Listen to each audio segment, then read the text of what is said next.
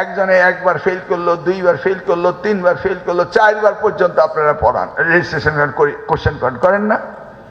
আচ্ছা, আপনার কি দায়িত্ব হয়ে গিয়েছে ফেইলিউর স্টুডেন্টের লেগাসি ক্যারি করা? এটা কি আমাদের দায়িত্ব?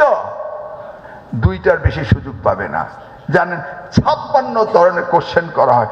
What is this? প্রশ্নপত্র আউট হলে এই ডিভাইসে আউট হবে, তা কি আমরা বুঝবো না? প্রশ্নপত্র কি আউট করবে, রিলেটেড কি আমরা কি জানি না? তাদেরকে আইনের আওতায় আমরা আনবো, আইন এমন ভাবে স্টিপুলেট করবো। রাজশাহী ডিভিশন বরাবরই এত ভালো রেজাল্ট করে একদম 100 ছুঁই হয়ে যায় মাননীয় সংসদ সদস্য, তাই না?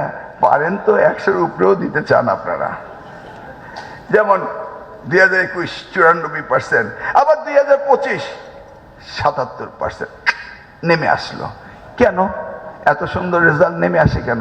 আবার যদি কম্পেয়ার করে অন্য বোর্ডের সাথে, আপনাদেরকে কেউ ছুতেও পারে না। ভাই, কত দিকে প্রতিযোগিতা, বোর্ডে প্রতিযোগিতা, কে বেশি পাস করাবে? মানে লেখাপড়া ছাড়া পাস বেশি করাবে? তাহলে এই প্রতিযোগিতা আসবে কেন? বোর্ডও কম্পিটিশন করে, এই বোর্ড ওই বোর্ডের প্রশ্ন নেবে না, এক বোর্ড আলাদা প্রশ্ন করবে। এটা কি হয়? আমরা বাংলাদেশি ছাত্র, কি প্রিন্সিপাল সাহেব, আমরা কেন এক বোর্ডে আলাদা আলাদা প্রশ্ন হবে? JBS holdings limited. মনে করে দেখুন, এখানে মুক্তিযোদ্ধা রয়েছে, বীর মুক্তিযোদ্ধা। পাকিস্তানের ইস্ট পাকিস্তান থাকাকালীন সময় এটা ছিল ইস্ট পাকিস্তান টেক্সট বোর্ড, নাকি ইস্ট পাকিস্তান বোর্ড ছিল। একটি প্রশ্ন হতো। তারপর হলো Dhaka board, Comilla board, Rajshahi board, Jessore board. এইভাবে হলো না আস্তে আস্তে, কারণ কাজের পরিধি বাড়ছে, ছাত্র সংখ্যা বাড়ছে, সেই জন্য বোর্ডগুলি বাড়লো।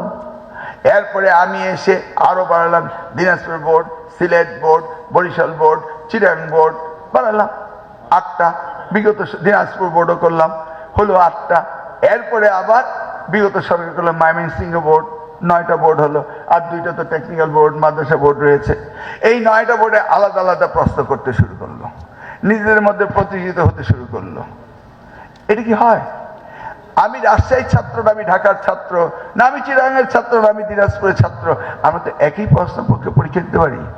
জিজ্ঞেস করলাম, ঠিক আছে, এটা চেঞ্জ করা কেন যায় না?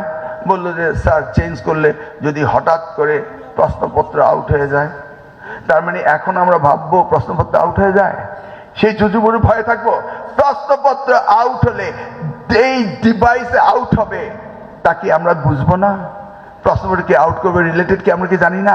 তাদেরকে আইনের আওতায় আমরা আনবো, আইন এমন ভাবে স্টিপুলেট করব, ছাত্র ছাত্রীদের জন্য না, আমাদের জন্য। আমাদের বিজি প্রেস তারা বলে তারা আউট করে না, আমাদের শিক্ষকরা বলে তারা আউট করে না, করে কে? ও, ডিজিটাল কারচুপি। আসলে ডিজিটাল কারচুপি করলে ধরাও যায় না ধরা, এবং we are alert on it, এবং আমরা আইনও পাস করেছি। তাহলে সারা বাংলাদেশে শিক্ষকগণ আমরা একটি প্রশ্ন করতে পারি না? আমি কিন্তু শুধু পরীক্ষার কথা বলতে আসি নাই, আমি বলতে আসছি আপনাদের সাথে জানতে শিক্ষা ব্যবস্থা কি পরিবর্তন করতে হবে, তাই না? তা আমরা একটি প্রশ্ন করা উচিত না কি? ওকে, এবার আসেন, একজনে একবার ফেল করলো, দুইবার ফেল করলো, তিনবার ফেল করলো, চারবার পর্যন্ত আপনারা পড়ান, রেজিস্ট্রেশন কোশ্চেন করেন না? আচ্ছা, আপনার কি দায়িত্ব হয়ে গিয়েছে ফেইলিউর স্টুডেন্টের লেগাসি ক্যারি করা?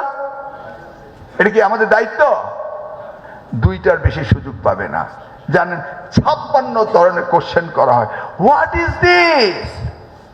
আমরা ওদেরকে পাস করার জন্য ব্যস্ত থাকবো, তাই নাকি আমরা সামনে দিয়ে এগিয়ে যাবো? কোনটা? আমরা সামনে দিয়ে যেতে হবে না?